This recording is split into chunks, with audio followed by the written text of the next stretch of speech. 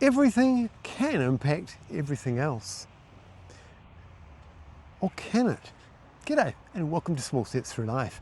Today we're at Petone Beach and I'm looking at the idea of everything impacting everything else.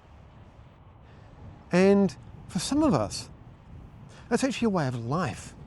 When I look at things, I see everything has a potential impact on everything else. It doesn't really matter what it is. It's not always super detailed. In the background, you might see soon some fireworks. So for me, I look at the idea of fireworks. There's a noise, there's a flash. What if somebody's on the beach trying to balance a cup on their nose and there's a boom? Are they going to spill water? There's always this flow and impact.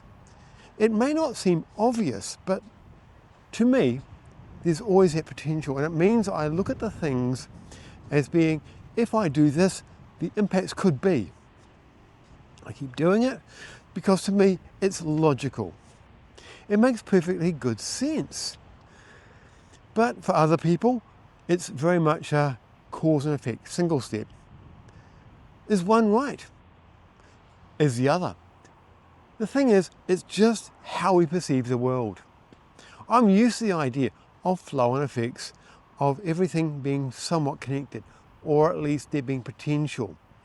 Part of that means I look at a whole lot of very, very lateral connections of everything. If something fails, what's the fix? What's the cause? I don't just look for the first answer. I look for all potential answers and then work out which one it is.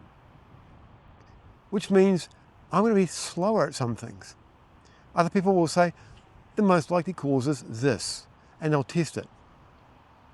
Or, the most common cause is this, and they'll test that. Each method of thinking has an advantage and a disadvantage. So what does this mean? What it means is in a team, you want to have a variety. No single way of thinking is going to be perfect. A team full of people like me is going to be slow at doing some of the basics.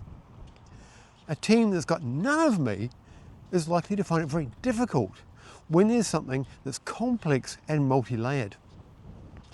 So how do you think? How do people around you think? Do you embrace their different way of thinking? And do they embrace your different way of thinking? Once you start looking at life that way, you end up with an amazing aspect, which is embracing the diversity of our think space. Work out what your style is, and then work out how to make the most of it. Use it to grow yourself by understanding yourself and others. And on that note, I'm going to say, see you later.